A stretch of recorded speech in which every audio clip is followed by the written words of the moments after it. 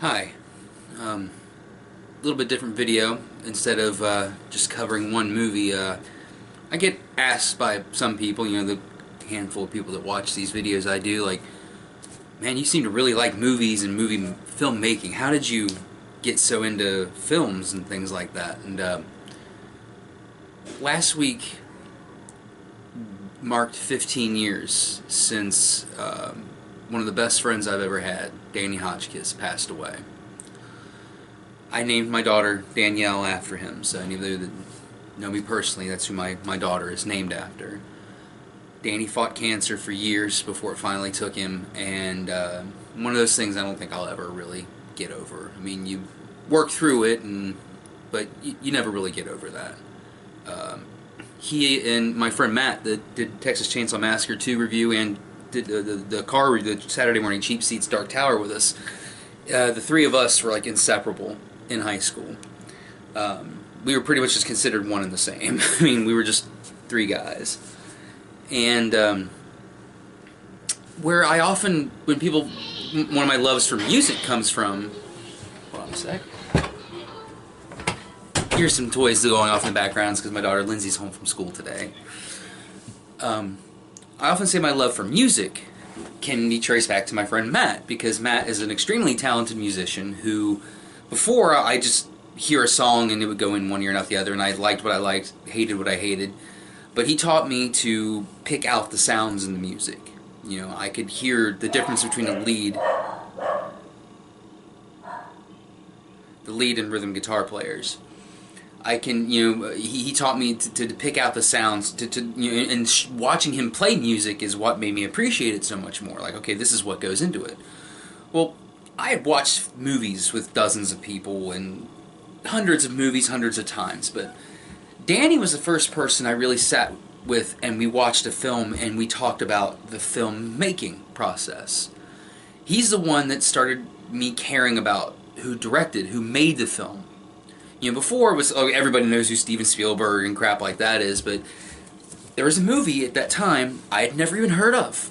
Never even heard of it. And he's like, hey, have you ever seen Reservoir Dogs? I'm like, the hell is Reservoir Dogs? I was like 14. And he's like, oh man, it's Quentin Tarantino. And I'm like, okay, Quentin Tarantino, the guy who directed Pulp Fiction. I was like, okay, yeah, I love Pulp Fiction. That's a great movie. And Danny was actually the first person I ever watched that movie with, too. So we sat down and we watched Reservoir Dogs. And him talking throughout it about what each thing meant and how he enjoyed each individual performance really got me thinking, like, wow, this Tarantino guy is a great filmmaker. Then I started watching movies a little differently. I started really paying attention to films.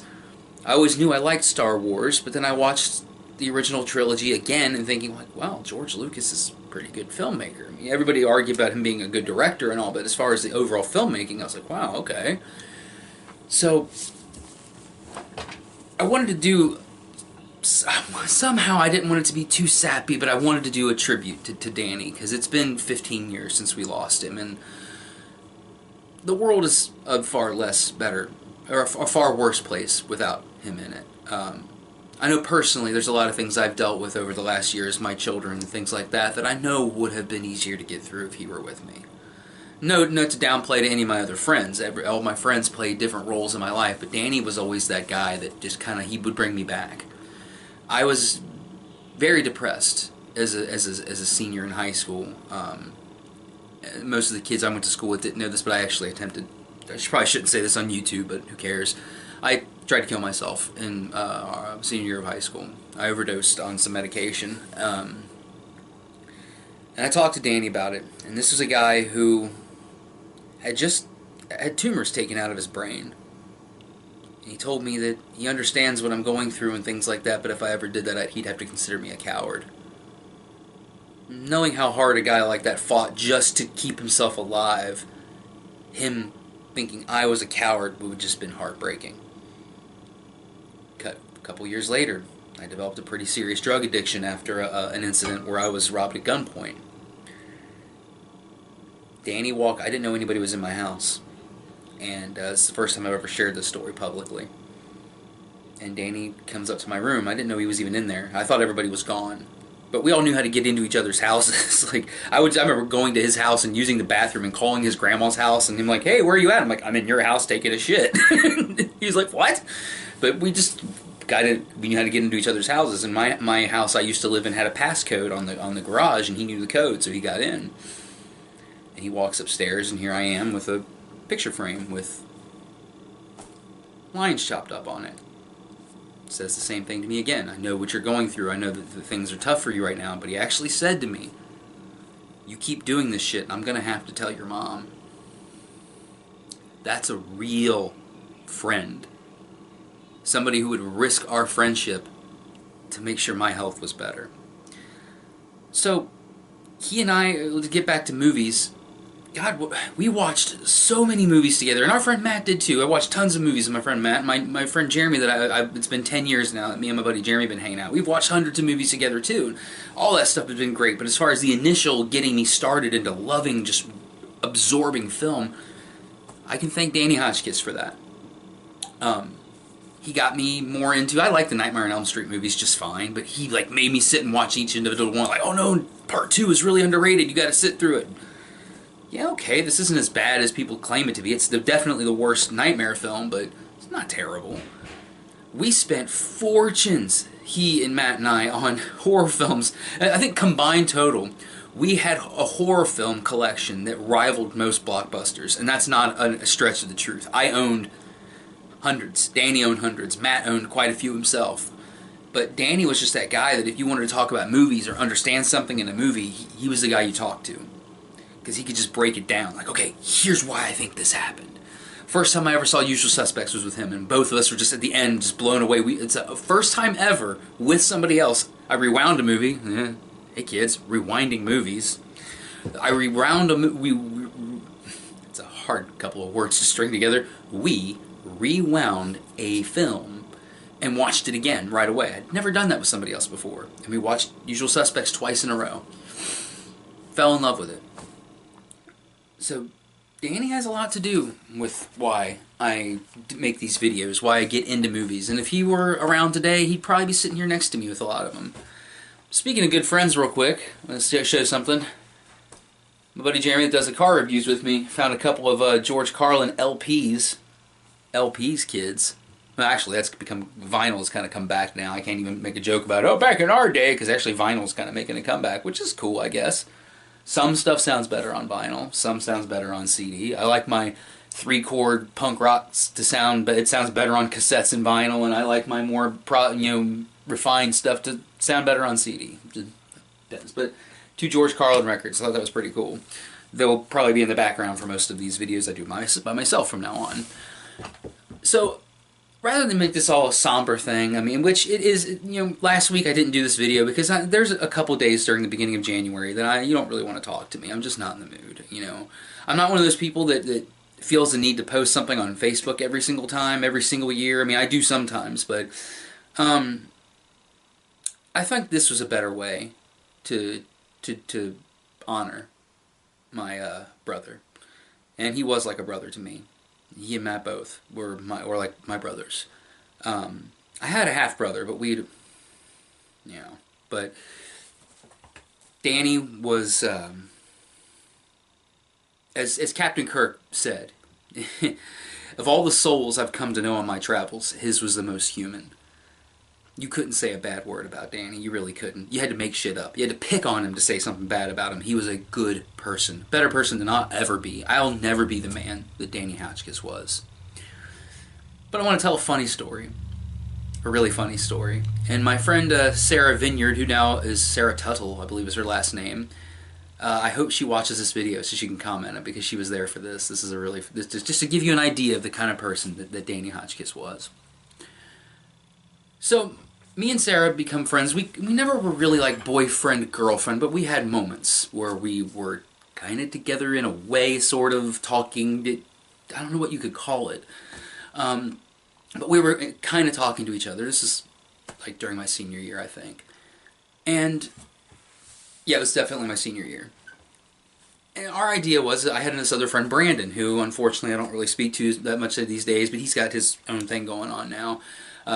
wrote a song about him one day when he got arrested for drunk driving, and one day my friend Matt and I will perform that on here, and so you can hear it. It's called Brandon Walks to Work Now, about when he got his license taken for drunk driving. Hell of a story. Anyway, so we all meet up at the mall, and unbeknownst to her parents, because she was younger at the time, we all met at the mall, but then we jumped in my car, and we all drove to Toys R Us. Well, my friend Brandon was with us, and Danny was with us, and she brought her friend, I think her name was Bridget. I'm pretty sure that was her name. Cute girl. And we were going to hook her and Brandon up because they were closer in age. Brandon at that time was just kind of awkward. You know, he's not now, but at that time he kind of was. He didn't really know when a female or woman was interested in him. He didn't really know how to act. So we're trying to hook Brandon and her up, and it's just, they're just not clicking. Well, me and Sarah walk off, and we're in Toys R Us. Okay. We walk off and like find a little place to do whatever, and we didn't. Okay, the wrong idea.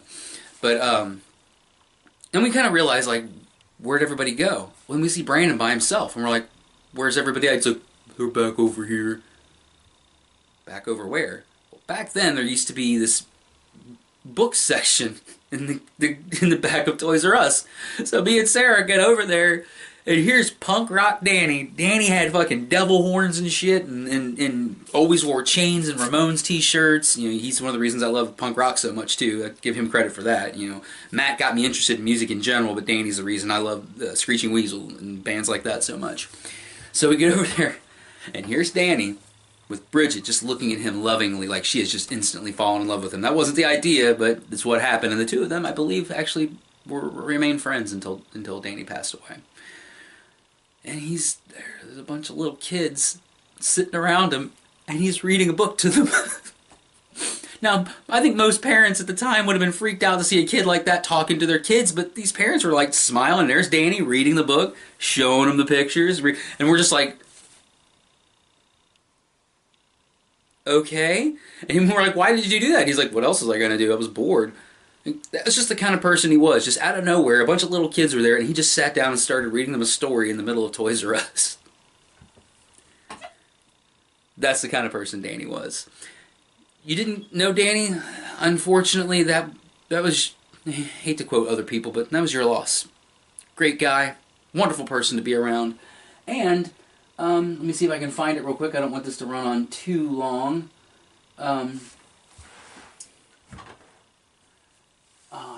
I can't seem to find it right now. Danny and I went, and there's a CD he gave me by a band called Obi-Wan, and I don't see where it is. I think it's out in my car, and I borrowed it from him right before and I still have it. Me and him went together to buy it, and weirdly enough, I've never listened to it since. I've kept it preserved. Like, I won't play it. Well, I hope this wasn't too depressing. I just thought I'd do a quick, it kind of roundabout ties into the film theme of my channel here. I just wanted to give you an insight to a guy like him and why I loved him so much and why I miss him so much.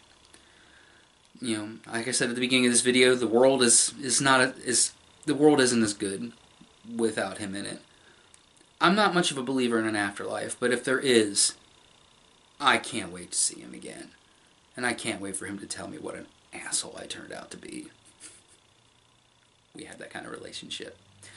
That's it for me for now. This weekend I'll be back with a couple more new movies. We're gonna watch. I've been waiting to see Proud Mary. I cannot wait to see Proud Mary, and I think we're watching Paddington 2 as well. So you have that to look forward to. Just know, if you have a friend that is close to you, keep him close, because you never know. You know, Danny was a young guy. All throughout high school, we never saw that coming, and then boom, here it is, 17, brain cancer. They told him he had 6 months to live. He lived for another 5 years. That just shows you the kind of fighter he was. I don't know if I could be as strong as he was. But my daughter Danny, that you often see running here in my videos and running the way and I talk to, that's how he'll always be. Yeah, every time I look at her and I say his name, or her name now, I smile. I don't get sad anymore. Sometimes I would get sad and wonder, did I make the right decision naming her after him? I absolutely did. because she's goofy and silly as hell, and he would have just loved her to pieces. Goodbye, Danny, and see you next time.